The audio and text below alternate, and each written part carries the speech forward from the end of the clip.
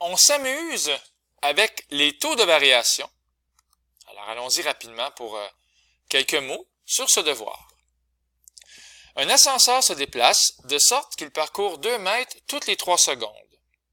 En partant, on peut imaginer le point imaginaire, donc 0, 0. Oui, oui, avec 0 secondes, il y a 0 mètre de parcouru.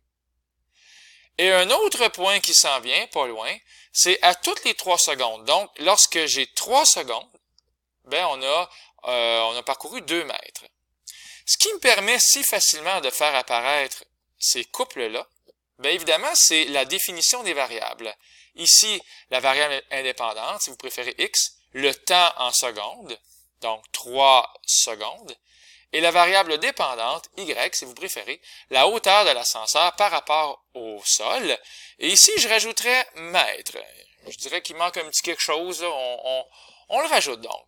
Mètre, et donc ici, après 3 secondes, on a 2 mètres. Alors, c'est super facile maintenant de faire le taux de variation en faisant y2 moins y1. Donc, je vais l'écrire ici. y2 moins y1 sur x2 moins x1.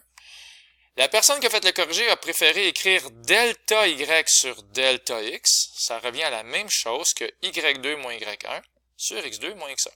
Bon, dans tous les cas, on va avoir 2 moins 0 et 3 moins 0, ce qui va donner un taux de variation, bien sûr, de 2 tiers, mètres par seconde. Attention, mètres par seconde.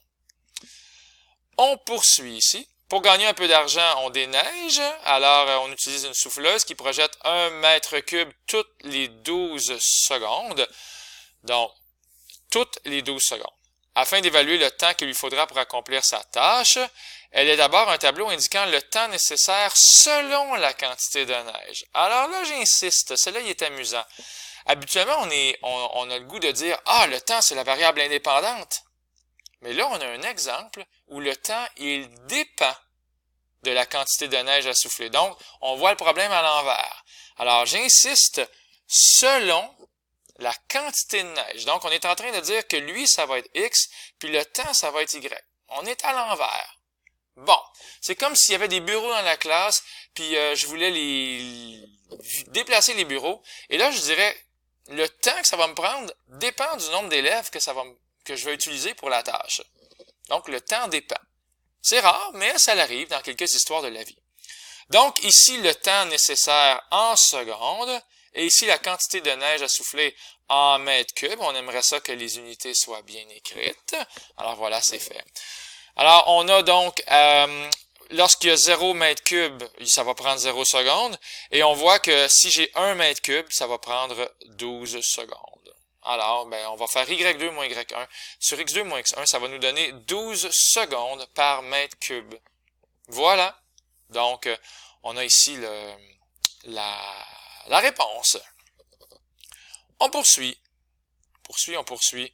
Donne le taux de variation. Ici, il n'y a pas d'histoire. Il n'y a pas de texte en français. C'est juste vraiment, là, fais y2 moins y1, puis tais-toi. C'est un peu ça que la question, elle nous dit de faire. Sans trop réfléchir, y2 moins y1 sur x2 moins x1. Voilà. Je l'ai dit comme il faut maintenant, et je l'ai écrit au complet. Alors, si vous faites y2 moins y1 sur x2 moins x1, ça va donner des taux de variation à chaque fois. Attention aussi, ça descend. On veut un taux de variation de moins 2. Un taux de variation de 1. Lui, je l'aime bien. Ça veut dire, dans le fond, que quand x bouge de 1, y bouge de 1. Donc, ça monte doucement. Comme ça. On peut avoir des taux de variation de 5 quarts, bien sûr. Ça veut dire que ça monte de 5 quarts ou ça monte de 1,25 à chaque fois. On peut le voir comme ça. Et il n'y a rien d'autre à dire pour cette question-là. On s'en va à l'avant-dernière question. Ici, on a vraiment quelque chose de fascinant. On a un taux de variation de 0, avez-vous vu? Ça veut dire que quand x bouge de 1, quand x varie de 1, y varie de 0. Alors, on voit très bien, là, x, il varie, mais y, pendant ce temps-là, il ne varie pas. Il n'est pas en train de monter ni de descendre. Donc, on a un y qui ne varie pas. Alors, quand vous faites y2 moins y1, 2 moins 2, ça va donner 0. Alors, c'est pour ça que c'est écrit 0 sur 7. 7, c'est 4 moins 3. Ça fait donc 4 plus 3, 7. Mais 0 sur 7, c'est la même chose que 0.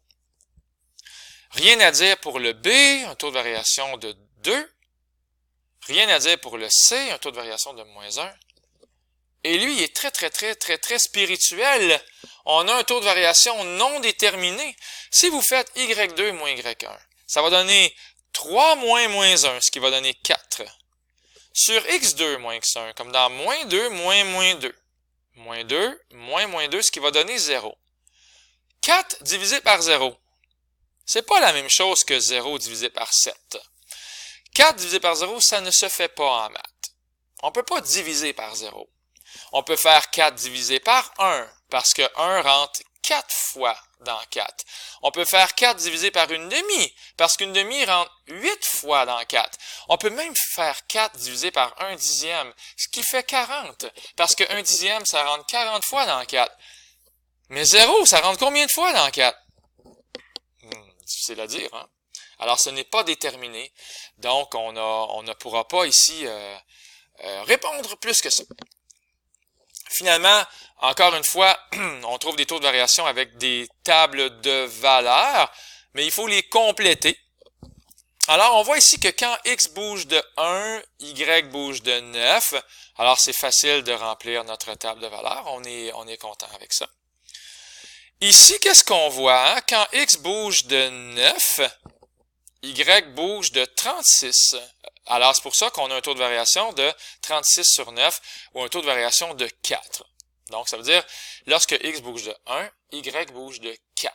Alors, avec ça, vous pouvez maintenant faire vos calculs pour trouver, pour remplir les espaces manquants.